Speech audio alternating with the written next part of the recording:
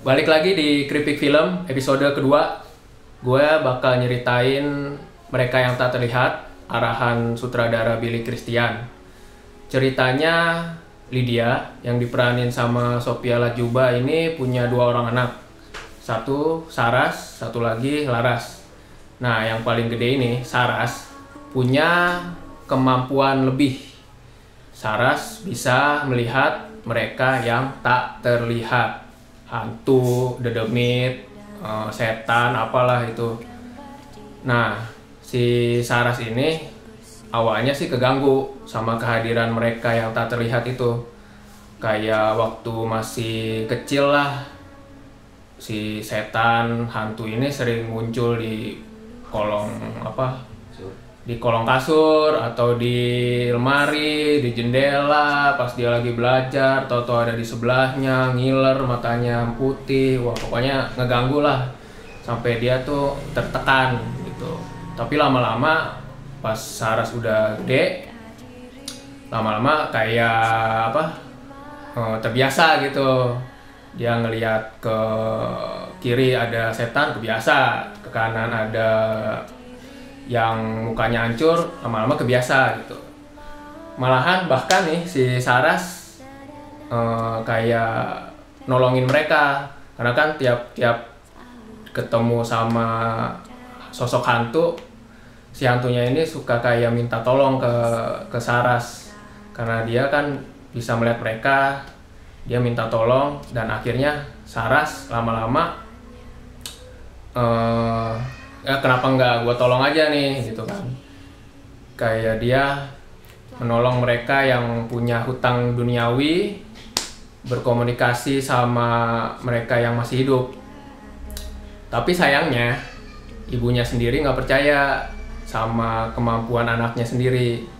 Kita bakal sering tuh dipertontonkan sama adegan Saras sama ibunya bertengkar, karena ibunya nganggep si Saras ini selalu bertingkah aneh, padahal waktu itu Saras benar-benar lagi kesurupan atau lagi benar-benar ngelihat hantu, tapi ibunya nggak percaya.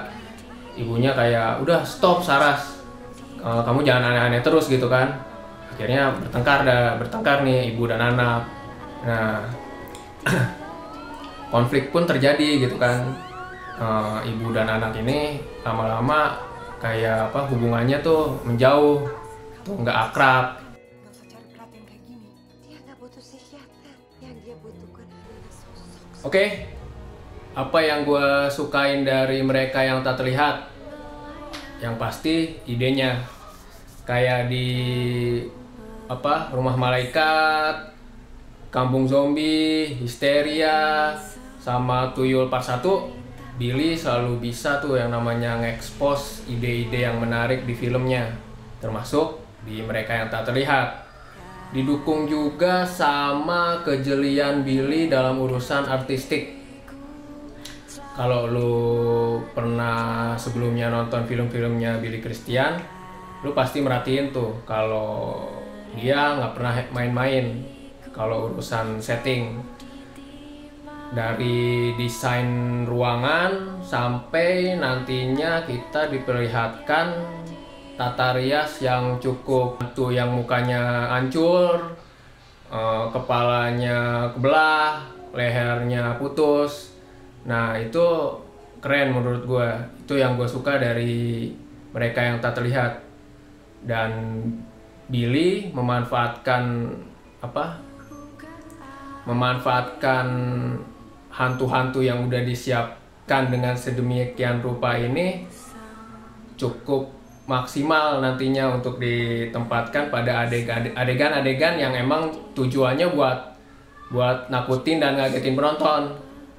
Trik-triknya menurut gua cukup efektif lah untuk pada akhirnya bikin penonton setidaknya bergidik atau bilang, wah serem juga nih. Meskipun menurut gua pribadi untuk bagian-bagian atau part-part horornya nggak sengeri dan semenakutkan yang gua bayangkan. Setan atau apapun itu. Dibilang jangan ganggu. Oke.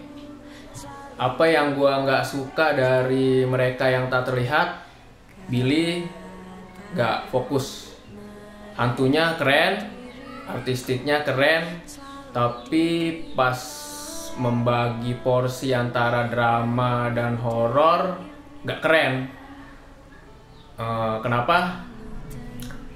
Gue nggak mempermasalahkan konsep dan approach pendekatan Billy untuk memasukkan lebih banyak drama ke mereka yang tak terlihat, dan gue juga nggak mempermasalahkan ketika filmnya justru menjurus ke drama ketimbang pure horror, karena gue datang tujuannya untuk ditakut-takutin, tapi pas duduk gue malah disodorkan banyak drama dan adegan-adegan tangis.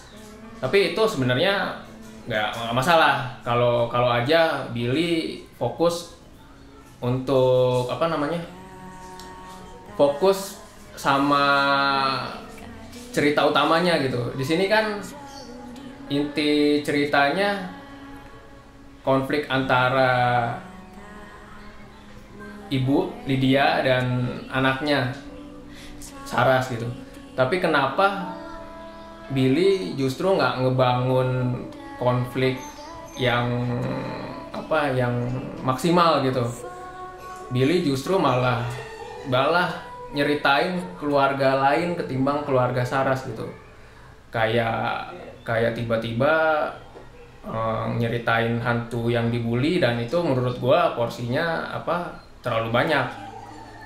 Durasinya bisa dipersempit dan bisa dikasih untuk nyeritain keluarga Sarah sendiri gitu, yang menurut gue sangat kurang untuk bisa membuat penontonnya peduli sama apa yang dirasain sama ibu, sama si Sarah sendiri. Bahkan adiknya yang namanya Laras kalau nggak salah, itu kayak sekedar figuran yang tiba-tiba ada, tiba-tiba hilang.